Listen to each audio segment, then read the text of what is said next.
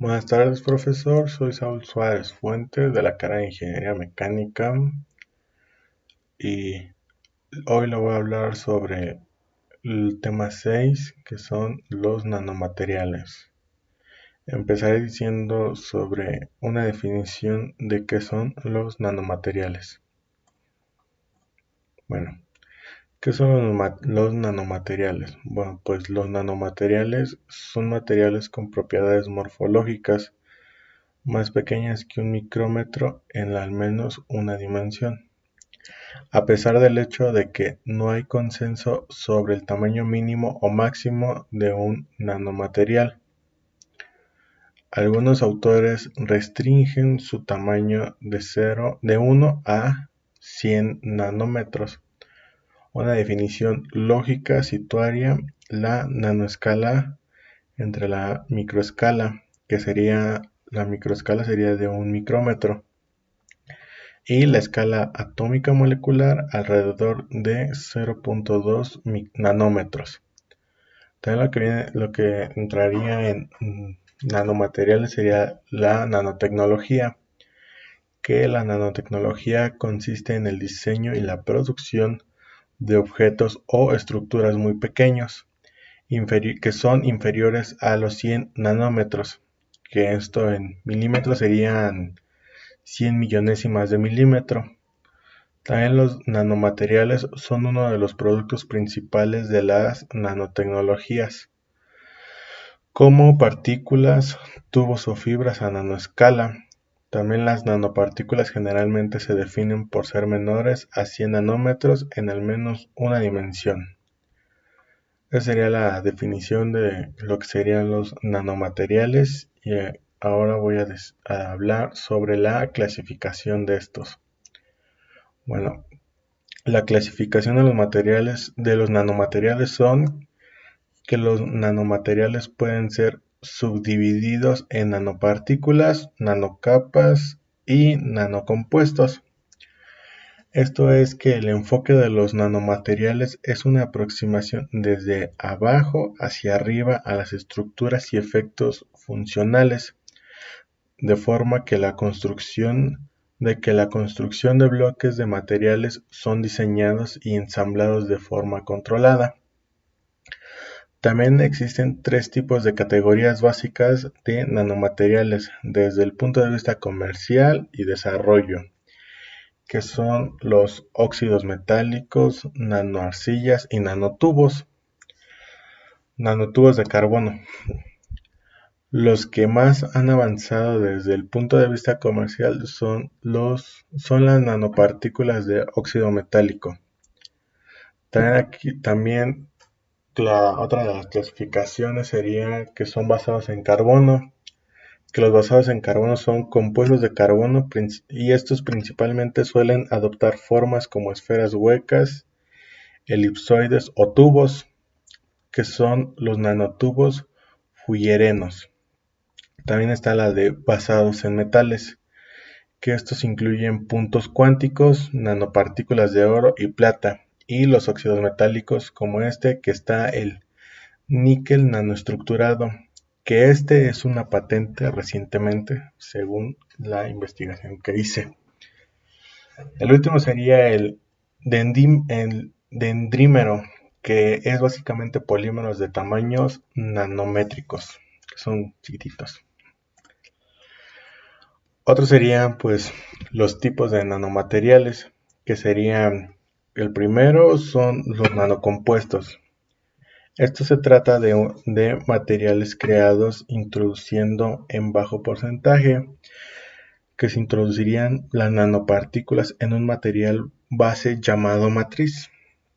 Aquí un ejemplo en una propiedad mecánica que es como la rigidez y la resistencia. Los nanopolímeros son usados para relleno de grietas en estructuras afectadas por sismos, que sería un ejemplo, los sismos. También un nanomaterial compuesto o nanocompuestos en un material compuesto o multifacético, donde una de las fases tienen una, dos o tres dimensiones de menos de 100 nanómetros y aquí estaría la abreviación de nanómetros, que sería la nm. Esto, en el más amplio sentido de esta definición, se pueden incluir medios porosos, coloides, geles y copolímeros, pero es más común la combinación de un sólido a granel que actúa como matriz y una fase o más de nanodimensional, que esto es un nanocompuesto dispersada en la matriz. El siguiente tipo de nanomaterial sería la nanopartículas. Las nanopartículas se trata de partículas muy pequeñas con una dimensión menor de los 100 nanómetros. Las nanopartículas de silicato y las metálicas se usan en los nanocompuestos poliméricos. También una nanopartícula es una partícula microscópica con por lo menos una dimensión menor que 100 nanómetros. Actualmente las nanopartículas son un área de intensa investigación científica debido a una amplia variedad de aplicaciones potenciales en campos que son como los biomédicos, ópticos, eléctricos, nanoquímica o agricultura. Y estas partículas están clasificadas por su diámetro, que son las partículas ultrafinas. Son las mismas nanopartículas entre 1 y 100 nanómetros de tamaño. El siguiente sería los nanotubos, que los nanotubos son estructuras tubulares con un diámetro nanométrico, aunque pueden ser de distinto material. Los más conocidos son del silicio y principalmente los de carbono, que fue lo que hablé sobre hace rato. Estos nanotubos son un tipo canuto de tubo o de tubos concéntricos, o pueden estar cerrados por media esfera de Fullereno. También los nanotubos en química se denominan nanotubos a estructuras tubulares, que serían cilíndricas, cuyo diámetro es igual al nanómetro, y existen muchos nanotubos de materiales tales como silicio o nitruro de boro, pero generalmente el término se aplica a los nanotubos de carbono. Los nanotubos tienen propiedades inusuales que son valiosas para la nanotecnología. El siguiente sería las superficies nanomoduladas, que las superficies nanomoduladas son ordenadas o multicapa. De ahí no puedo encontrar mucha más información sobre esto, pero esto se me hizo muy interesante, que son las superficies nanomoduladas, que son ordenadas o multicapa. También los materiales nanoporosos, que estos materiales son principalmente de sílica y aluminio, usados por ejemplo para captura de elementos nocivos. También estos nanomateriales porosos vendrían a ser como esponjas, pero con poros nanométricos, materiales en donde los poros ocupan una gran fracción de su volumen total y presentan una significativa cantidad de superficie por gramo. El siguiente es nanocapas, que las nanocapas se trata de recubrimientos con espesores de nanoescala, que estos son utilizados en barnices, lubricantes o para endurecer compuestos frágiles o como protección ante la corrosión.